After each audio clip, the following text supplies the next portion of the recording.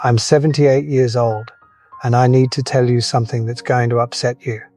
Everything you think you know about being a good father, a good provider, a good man, it's wrong. And the people who should be telling you this, your parents, your community, society, man, Tiyaya, they're either lying to you or they don't know themselves. You see, I spent 40 years believing I was doing everything right. I worked 3 jobs. I bought the house. I put my kids through college. I was respected in my community. But at 65, something happened that shattered everything I thought I knew about success. And what I discovered in the 13 years since then has completely changed how I see family, work, and what it really means to be a man. But before I tell you what happened, let me paint you a picture. This was me in 1974. I was 23, just married my high school sweetheart, Denise. I was working at the Ford plant during the day, driving a taxi at night, and doing construction on weekends. People called me crazy. I called it necessary. See, I grew up poor, real poor. My father left when I was 8, and I watched my mother work herself to the bone just to keep food on the table. We ate beans and rice most nights. I wore shoes with holes in them to school. I remember the shame of having to tell teachers I couldn't afford field trip money. I made a promise to myself that day. My children would never want for anything. They would never feel the shame of worn-out shoes or empty refrigerators. They would have every opportunity I didn't have. So I worked.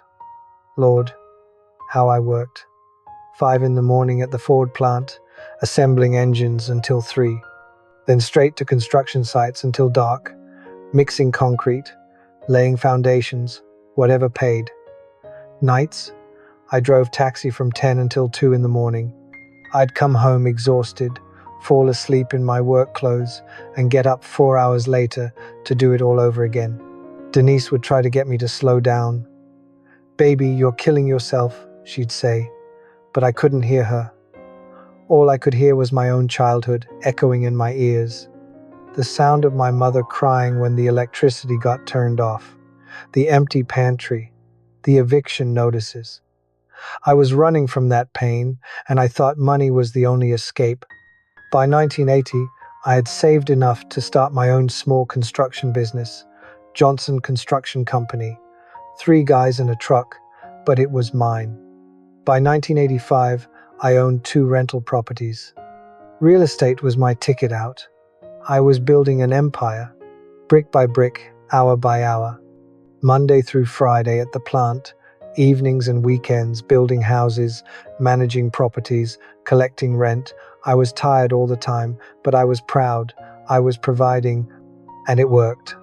By 1988, we moved into a 4-bedroom house in a good neighborhood. Not the projects where I grew up, but a real middle-class neighborhood with tree-lined streets and good schools. My kids went to schools where the teachers had enough books, where the playgrounds weren't broken, where field trips were part of the curriculum. We had 2 cars in the driveway, not fancy, but reliable. Denise could finally quit her job at the grocery store and focus on the children. I had made it. I was the American dream in action. My son Marcus was playing Little League. Every Saturday morning, there he was in his clean uniform, glove-oiled and ready. My daughter Shanice was in dance classes, ballet, jazz, tap, whatever she wanted. I was putting money away for their college funds. Real money, not the loose change my mother used to hide in coffee cans. I was doing everything a father was supposed to do. The community recognized my success. Businessman of the Year at the Black Chamber of Commerce in 1992. Picture in the local paper, handshake with the mayor. Deacon at our church, the man other fathers came to for advice. "Look at Samuel Johnson," they'd say. "Started with nothing, worked his way up. That's how you do it. Work hard, sacrifice, provide for your family." But here's what nobody tells you about success. It's addictive. Every achievement just raised the bar higher. The house needed renovations.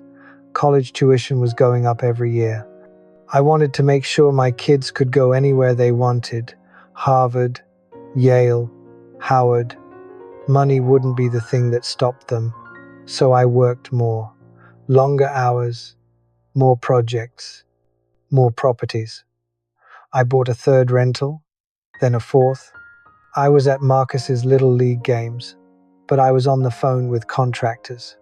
Yeah, I can see you, son. I'd wave while negotiating lumber prices.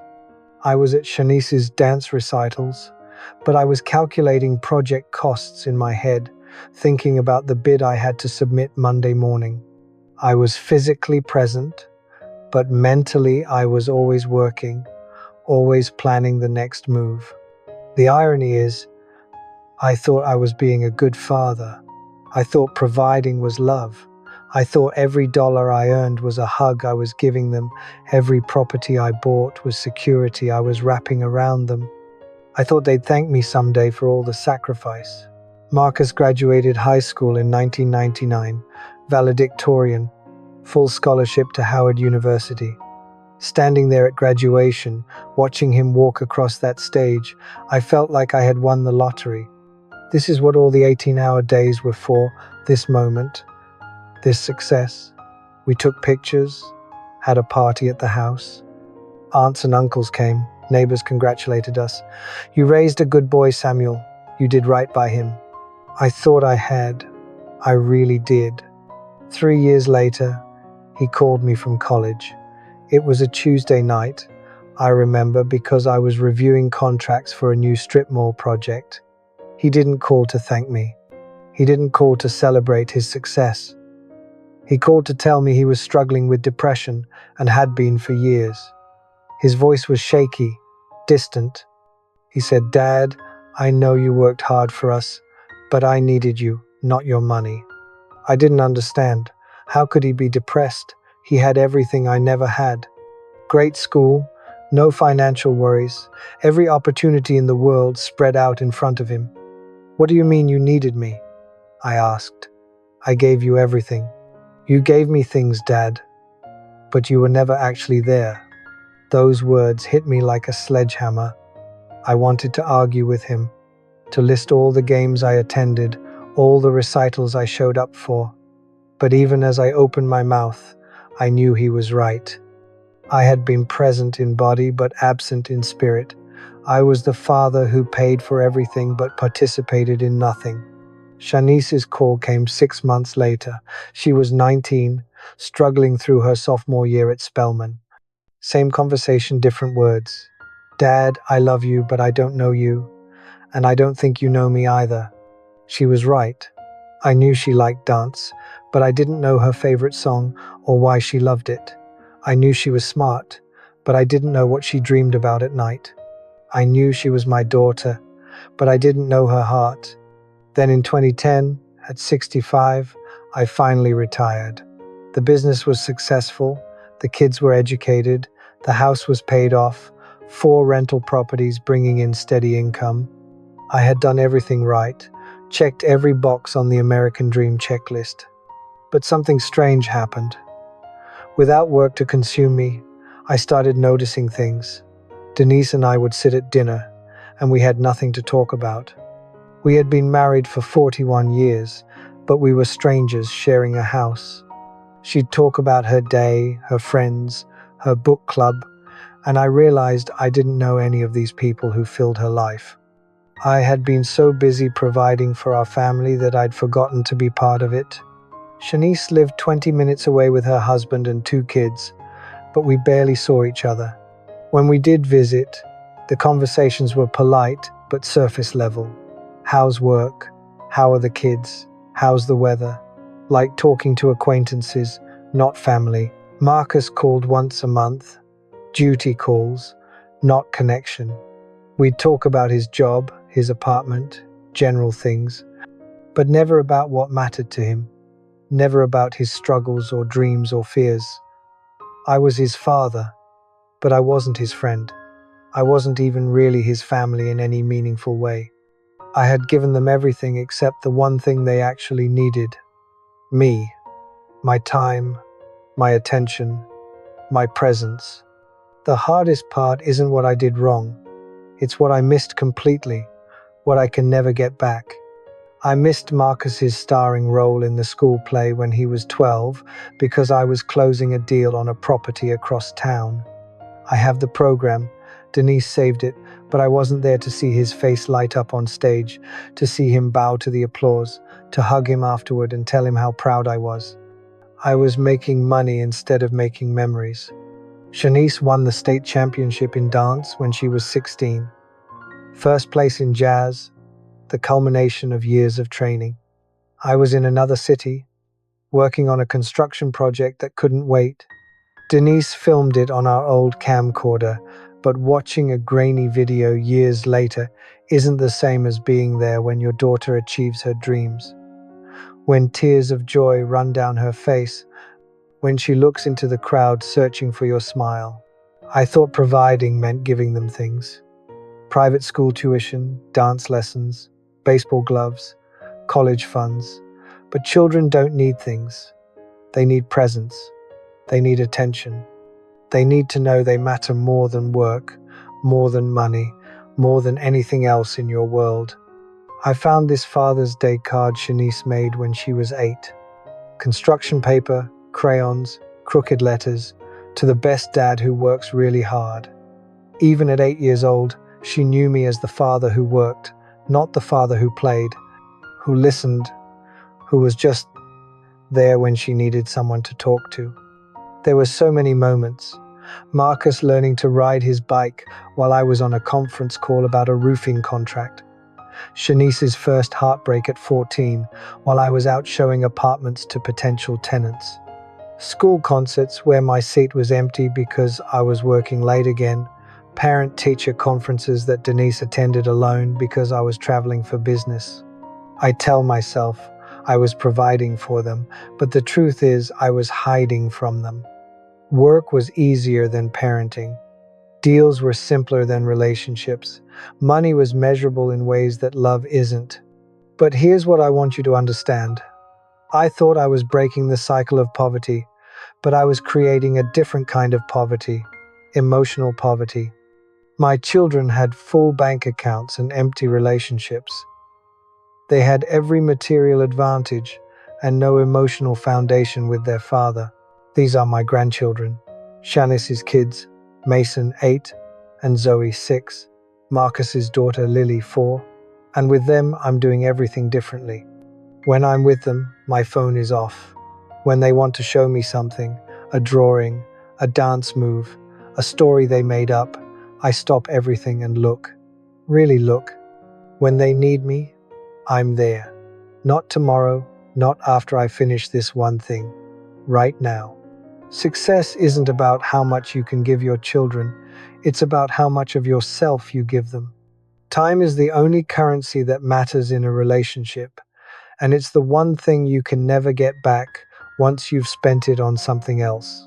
You know what haunts me most? Last Christmas, my grandson Mason asked me to tell him a story about when his father was little, and I couldn't. I wasn't there for the small moments that make up a childhood. I was working to pay for them, but I missed them happening. I could tell him about the check I wrote for Marcus's college tuition, but I couldn't tell him about his first word, his first steps, his first day of school. I see young fathers today, and they're making the same mistake I did.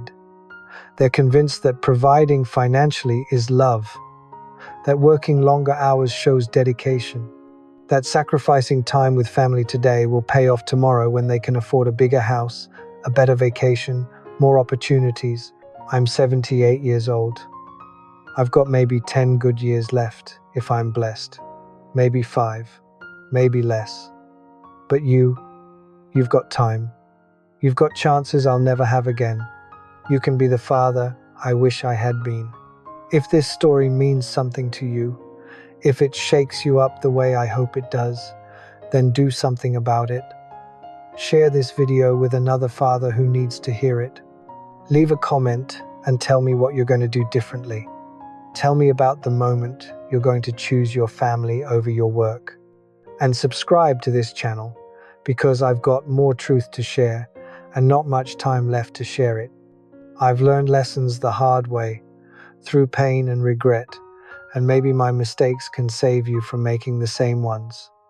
Every video I make could be my last. Every story I tell is a piece of my legacy, a way to make my failures matter by helping you avoid them. I'm racing against time now, trying to reach as many fathers as possible before my time runs out. Don't let my story become your story. Don't let my regrets become your regrets. The clock is ticking. For me, for you, for all of us. What are you going to do with the time you have left? Because once it's gone forever.